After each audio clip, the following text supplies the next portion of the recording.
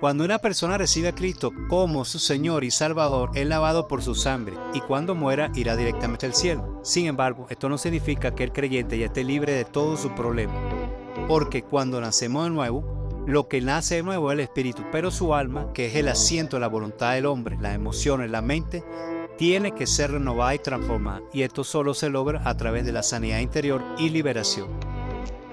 Dios te bendiga.